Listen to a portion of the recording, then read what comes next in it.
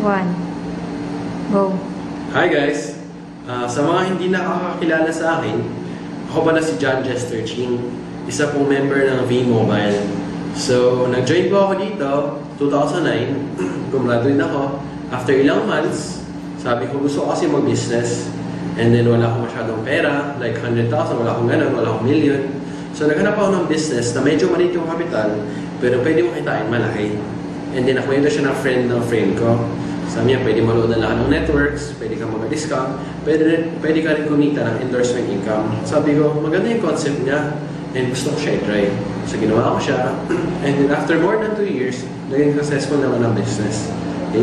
So, marami pong team sa V-Mobile. So, isa na po yung team namin, which is Generals, and then yung team nila Ate Mads, which is Believers. Ngayon si Ate Mads, at saka yung leader niya na si Pino, is very, very, very supportive. May isa lang masabi ko pag sumali ka sa team nila, which is 100% support. Okay? Lahat ng bagay gagawin nila para matulungan kayo. Kasi yun din yung gusto namin na mangyari sa V-Mobile, di ba? It doesn't matter how many millions you make. What matters is how many millionaires you've made. So, ang gusto namin sa team namin, sobrang daming millionaires. Ang tanong, gusto mo ba maging isa sa mga millionaires, di ba? Now, ang business natin ay pwede siyang gawin kahit student ka, empleyado ka, negosyante ka, or kahit tambay ka. Kahit sinong tao, pwedeng gawin ang negosyo basta may pangarap. And then, nung nagsimula ako, syempre, kinabaka pa ako pa, hindi ko pa alam masyadong gagawin. And then, nag-research ako, nag-attend ako ng mga trainings, doon na-equip yung sarili ko. And kung ano namang nalalaman ko, tinuro ko kila Vino, kila Ate Mads, kaya yan sila Vino at si Ate Mads, super active talaga si V-Mobile. And hindi na kayo papabayaan once sasumali kayo. Okay? And meron ako bibigay na quote sa inyo. We can only show you the door of opportunity. You have to walk right through it. Ano ibig sabihin nito?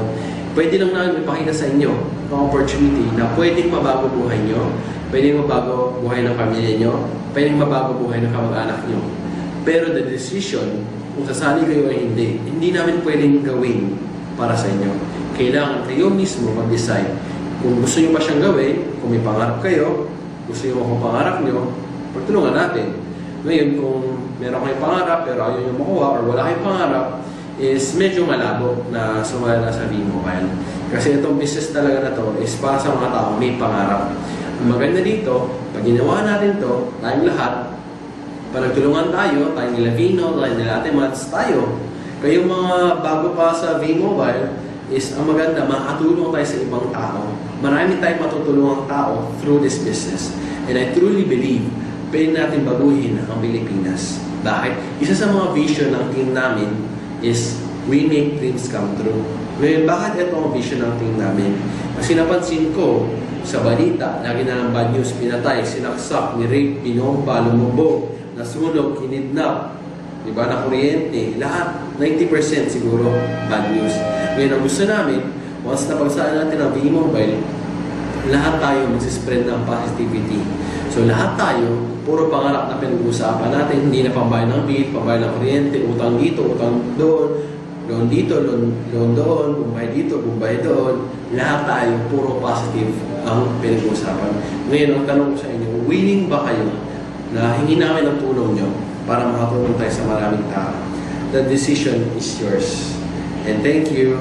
And sana mag-enjoy kayo sa business opportunity meeting natin.